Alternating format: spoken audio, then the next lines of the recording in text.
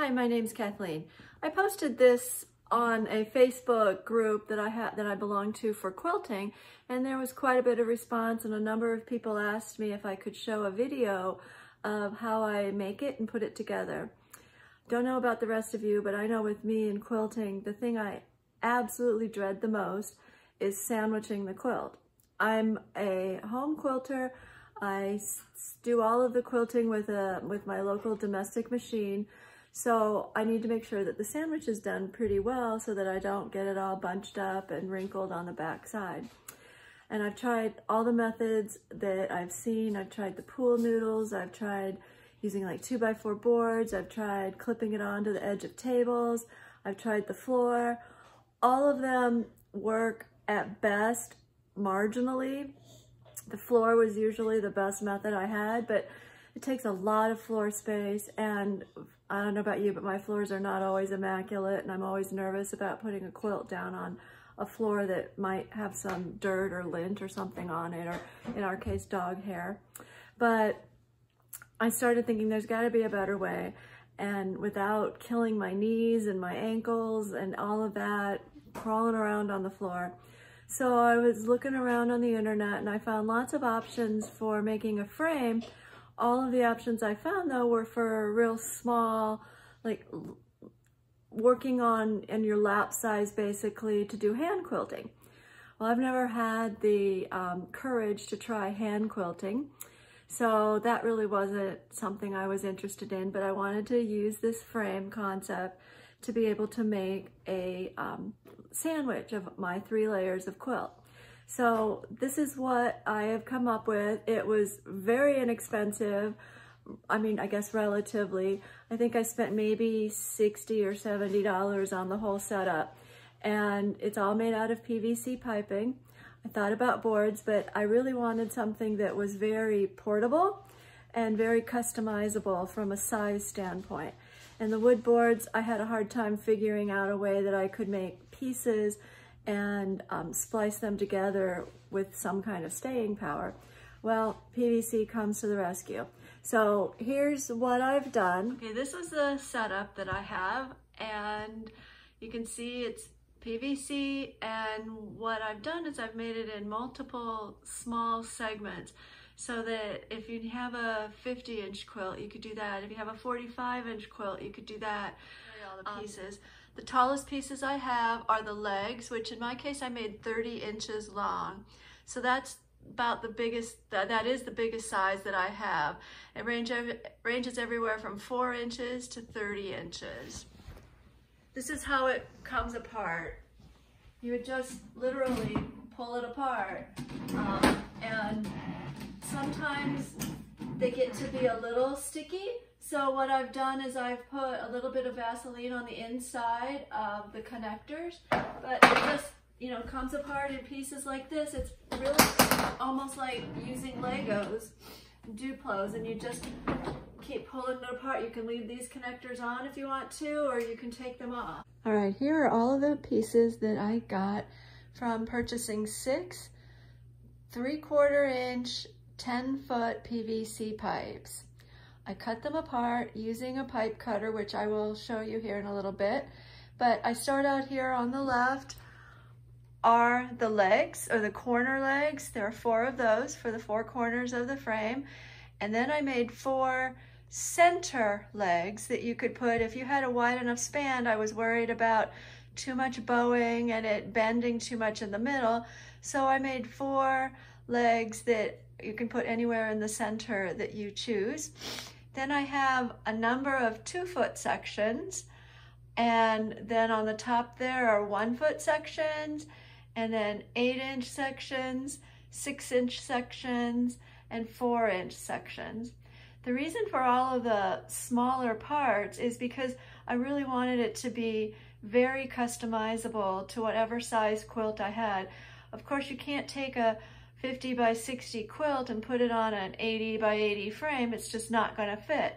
So I didn't want to have too much of a frame, but I also wanted to have just enough that would work for the quilt, but yet not a lot of overage.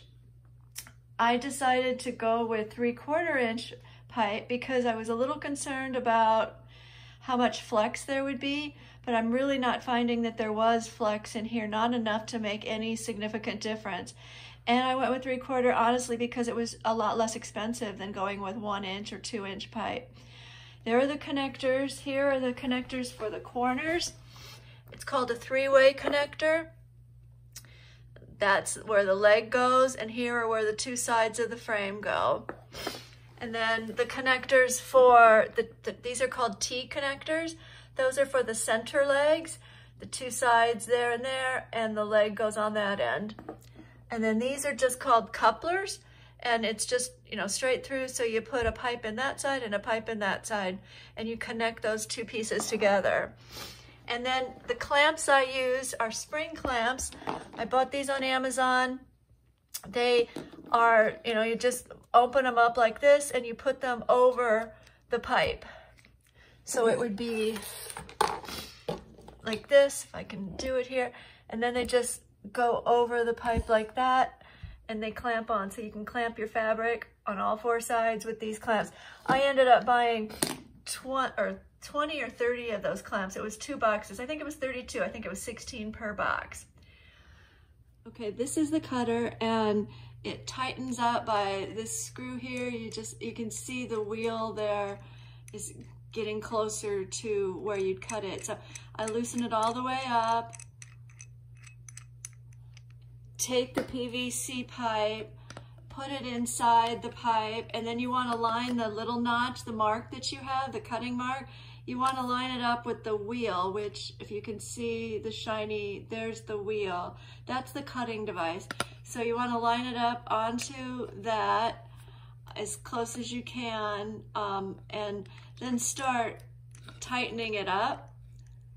There we go. Now if I tighten it up, and you just keep tightening it like that until you get it pretty snug, and then you're going to take the pipe and you're going to just swivel this around,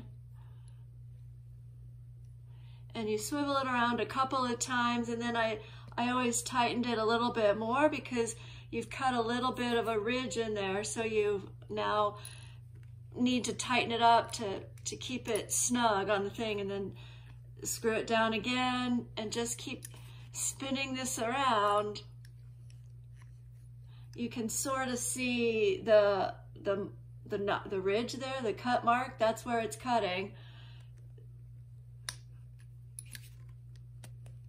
So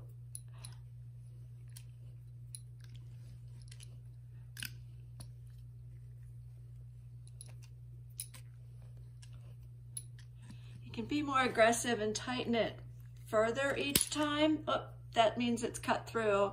Yep, there it is. And now it's cut, and you can see it's a very clean cut mark on there. I plan on making a duffel bag, a carry bag for all of the components, because I travel a fair amount and I want to be able to take the frame with me so that I can work wherever I'm at. That's one of the reasons I like this PVC very modular approach.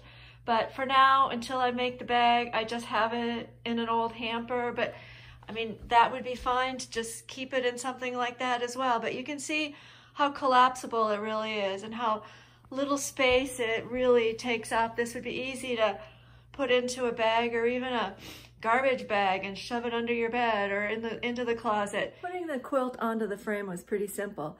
I started on the shorter end of the quilt and went to the frame and put the back on first, and I clamped down the fabric for the backing onto that side of the frame.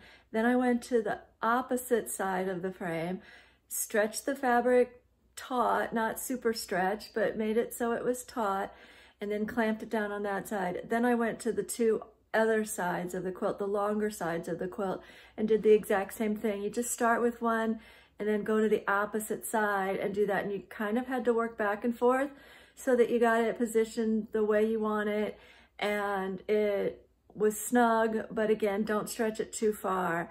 And then I went and put the batting on and did the same way. Start on the shorter side, one end of the shorter side, clamp that down, and what I did was I actually held my hand on the bar right next to the clamp and then took that clamp off of the backing and then put it on right again immediately over where right next to my hand, so that I use the same clamps for all 3 layers. But as long as you hold the bar, it's not going to shift very well. I just take it slow and do it one at a time. And then I did the top, and again, the same way. So it's pretty simple. It takes a little bit of time, and you might have to have a couple of back and forth and adjustments so that you get it to fit just right.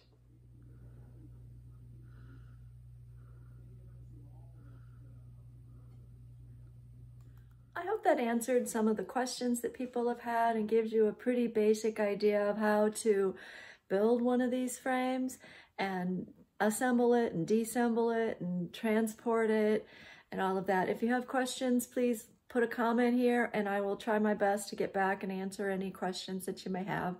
Good luck and happy quilting.